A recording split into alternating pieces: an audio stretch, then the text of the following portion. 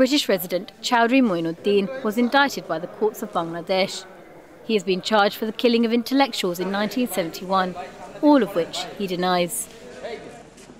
That's right. As representative of Chowdhury Moinuddin, does he have any comments on this? He has always denied any involvement in any criminal conduct during 1971. He's made his position quite clear. At the appropriate stage, when those allegations are formally put to him, he will have an opportunity to respond to them. As a British citizen, what are we looking at now in terms of him possibly being extradited? Not wishing to prejudge conclusion, any decision a British court would issue, but the procedure would be that Bangladesh would submit a formal request for his extradition.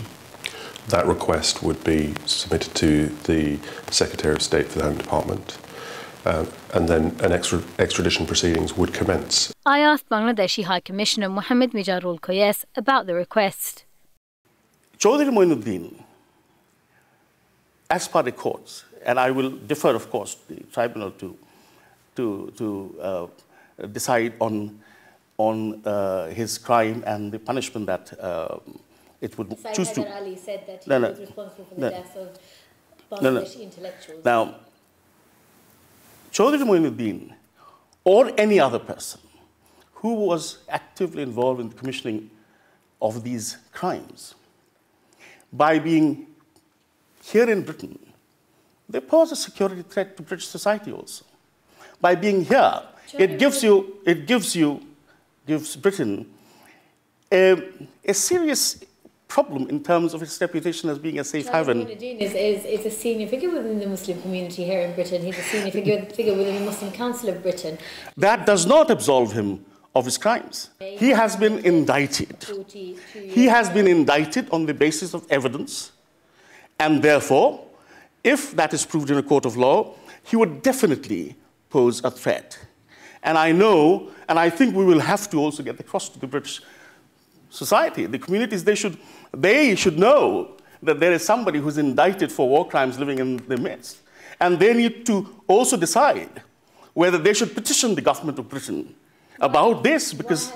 As British Bangladeshi representative in the UK, Mr. Qaiyes is adamant that any UK citizen would be given a fair trial. I can confidently tell you that the Bangladesh courts are not deficient.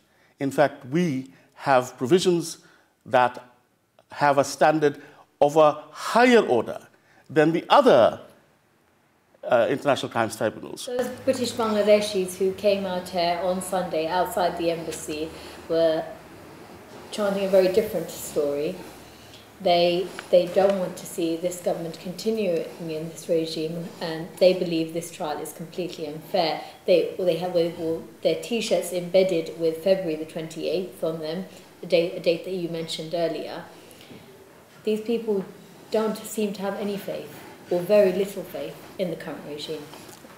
Do you know that there was a petition signed by 1 crore people in Bangladesh, submitted to the Speaker, to uphold the crimes procedure?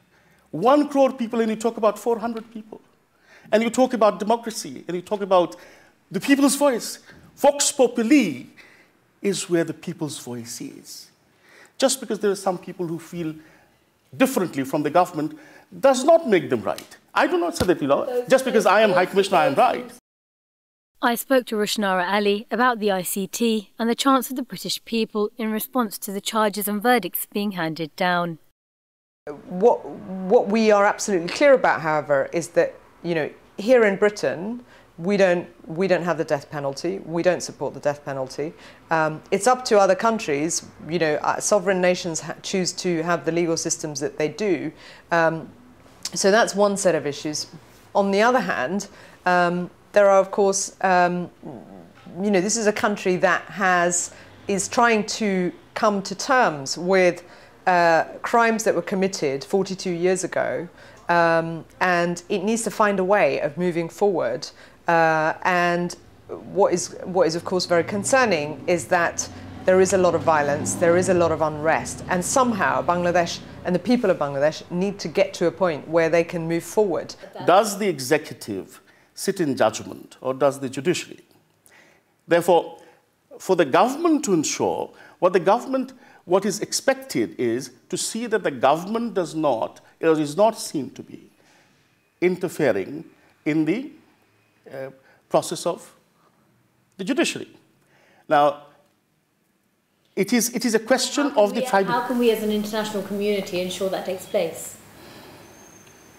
By taking a closer look at how things are proceeding, by not listening to paid lawyers of the defense like Toby Cadman and others, who have not always spoken, who have not always upheld the factual details. There have been recourses to what many would consider to be untrue. If people had confidence in the independence of the judicial system in Bangladesh, and also in the upholding and ensuring a fair trial for these individuals, I don't believe there would be the situation that there is now. Well, your government doesn't think so. Your government has endorsed, has supported the trial of the war crimes trials. And I would assume that they speak for the British people. I asked the Foreign Office for comment, and in a statement they said, "The British government has been clear that we support the principle of war crimes trials to hold to account those who may be guilty of war crimes. We have also been clear that any trial needs to meet international legal standards." There's no place for violence in strikes, and there's no place for security forces using disproportionate violence either. And I think that what the international community needs to keep reiterating is to, that people are concerned about police tactics, but they're also concerned about the attacks on minority groups and villages being burnt down. Bangladesh has a long history of tolerance and inclusivity, and I think if you go back to the foundation of the country and the values on which everyone came together from different religious backgrounds, different ethnicities for independence, then there'd be a different set of conclusions being drawn. There would be a more peaceful way in which people would try and negotiate their different concerns. The current regime portrays a confident and stable vision with what it claims is support from the mass. After the recent factory collapse in the outskirts of Dhaka, the Bangladeshi government refused foreign support and maintained that they were equipped in dealing with the tragedy on their own. As a representative of one of the largest groupings of British Bangladeshis, I asked Rushanara Ali as to how we can move forward.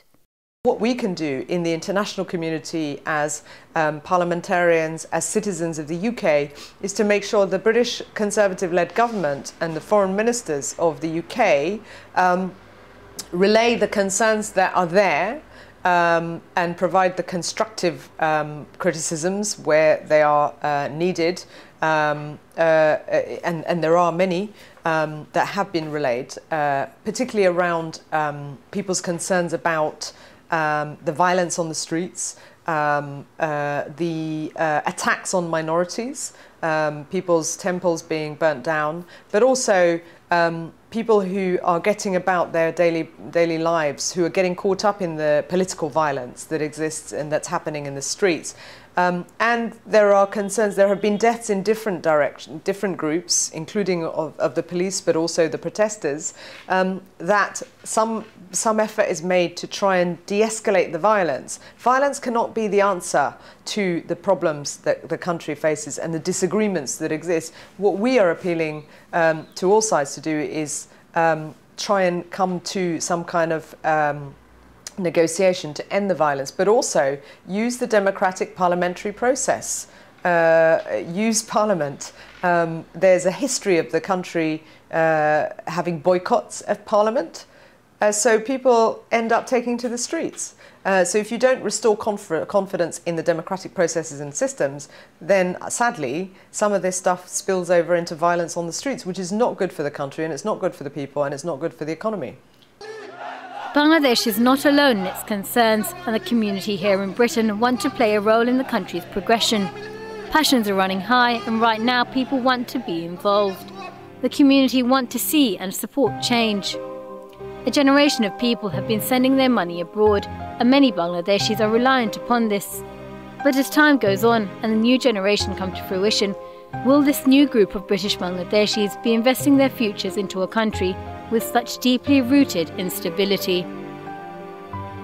Will the lack of acceptance and standoff in dialogue from the political choice, will those at the top be ready to face those repercussions?